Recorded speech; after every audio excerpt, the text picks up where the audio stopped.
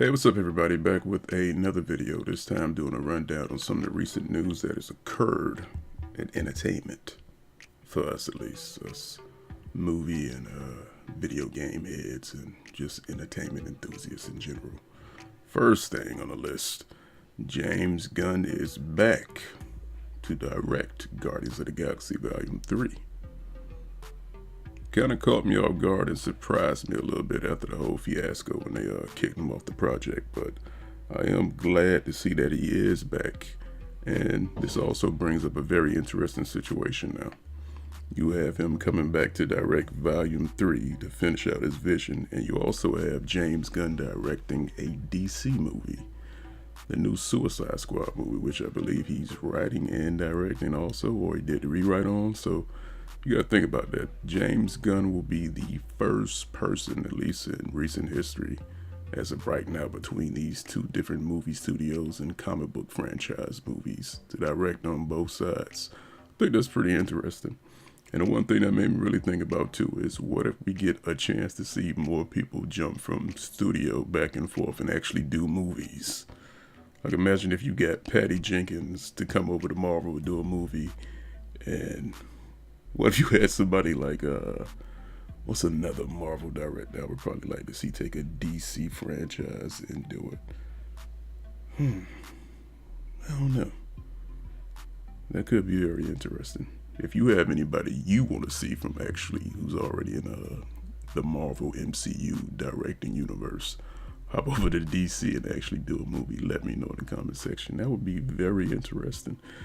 Too bad we can't get stuff like this going on more. That'd be a very, very, very cool concept. To me, at least. I think it'd be very cool.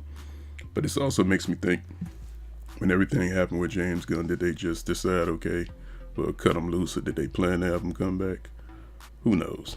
I'm just glad he's back and he actually gets to do the third version of the movie. So, we'll see. Can't wait to see that and see what extra cosmic characters we get thrown at us.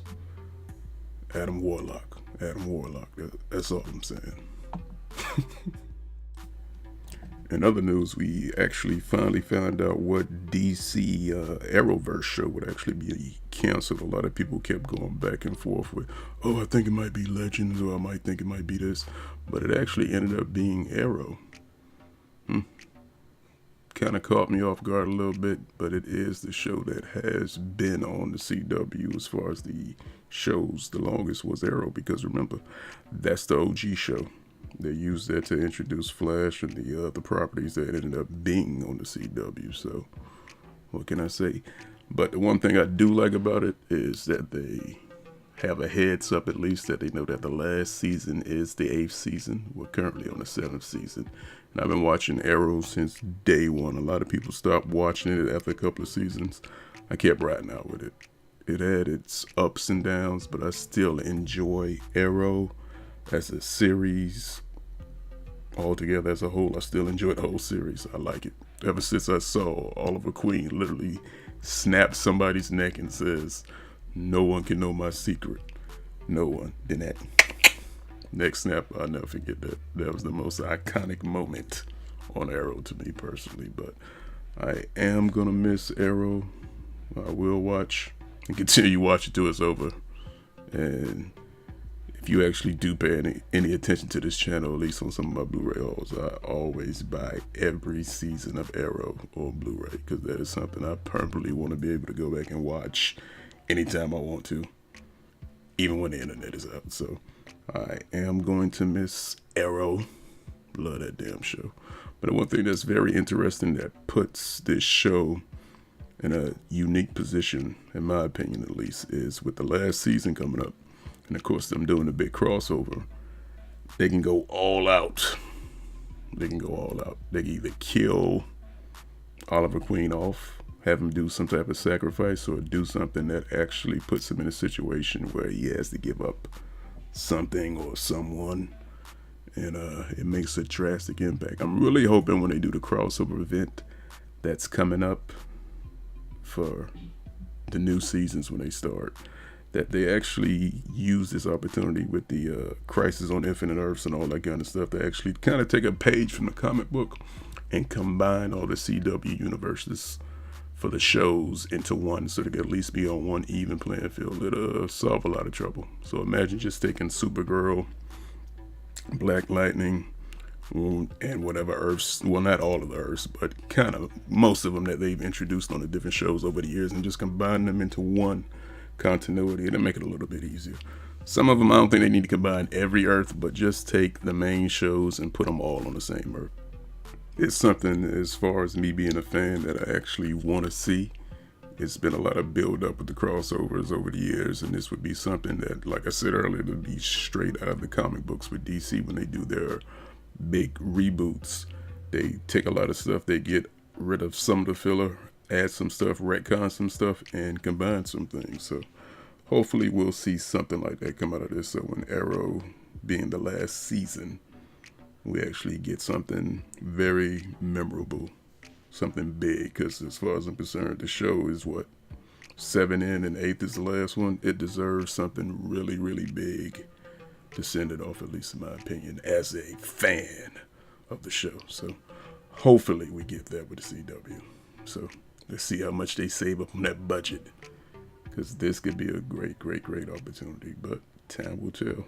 We'll find out next season when that crossover hits. And in other news, Captain Marvel is the #1 movie in the world. Yes, people, Captain Marvel has racked up $760 million worldwide. And in the U.S. Box office this weekend, I think it hit like 69 million in the weekend box office. So it's #1 again. So yeah, I can see that this movie is probably easily going to reach $1 billion. Just doing laps. No breathing hard, just doing laps without sweating. Now, the thing that's so crazy about it is that the one thing I think that Captain Marvel proves is that movies that have different characters, because you got to really think about it, Marvel is good at taking unknown characters and making people care about them. Regardless of what you got to say about the SJW agenda that people keep talking about with this movie, at the end of the day, this movie is making money, and as a business, that's what they're out to do.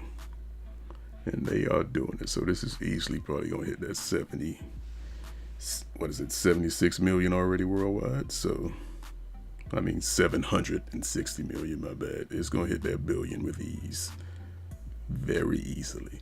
And the thing that's so crazy now, you have all these Marvel movies hitting these billion numbers. So if this hit this, imagine what Avengers Endgame is going to do in the box office. That's going to be damn ridiculous, the amount of money they're going to make off of that. Damn. The new standard is $1 billion. You remember Aquaman did $1 billion plus. Black Panther did $1 billion plus before that. Avengers did Avengers Infinity War did $1 billion plus, and now Captain Marvel has the potential to hit that $1 billion. So it's gonna happen, man. Hate it as much as you want to. Talk all the crap you want to, but they are going to make their money with this one. Saw Captain Marvel. I thought it was good. I didn't think it was bad or great, but I just thought it was good. I thought it was interesting how they did the story elements on it. A lot of people didn't like it. I rank it as a good, average Marvel movie. And to me, like, I still enjoy the average movies. Like, I enjoyed the Ant-Man and the Wasp. I didn't think they were the greatest movies, but I thought they were still good movies. So there you have it. My only issue now is with Captain Marvel. How they displayed her powers in the actual movie. The power level she hit. They either have to have her go against some more powerful enemies, or they have to reveal what she's weak against. If they go the comic book route, the thing with Carol Danvers, when she uses her powers, if she doesn't reabsorb energy back, that's when she gets weakened. So say if she fought somebody and she used too much of her energy and she gets into a weakened state and they don't attack her with, like, I guess anything that could be seen as an energy projectile, like a blast, anything, if it was just like a toe-to-toe fight, you might have a better chance of beating her. So that's one of her weaknesses, but I want to see how they're going to introduce that in Avengers Endgame and see if that plays a big element into it. Because you can't have a character that powerful with no weaknesses. That kind of makes it so there's no point of actually putting anybody against the character, but we shall see. we shall see when they do that. And what is it at 760 million? So I'm pretty sure before we get to the next weekend, it'll probably be in the billion range, more than likely. Unless there's some magical drop off that I don't see coming, I'm pretty sure it'll be a billion before we hit next weekend easily. So Captain Marvel breaking records on y'all again. Marvel is doing it again. Wish I had a billion. But anyway, and more news. Devil May Cry 5 has been released and is getting great reviews. I'm a Devil May Cry fan. We'll be picking this game up. It wasn't a day one for me, even though I wanted to make it a day one, but hey, you gotta move that money around and do what you gotta do. So eventually I will be picking up Devil May Cry. I did enjoy the demo of the game. Getting used to Nero and his new arm mechanics was pretty interesting. Plus, I like the variety it brought with him actually using the arms, and they had different abilities. I thought that was pretty cool.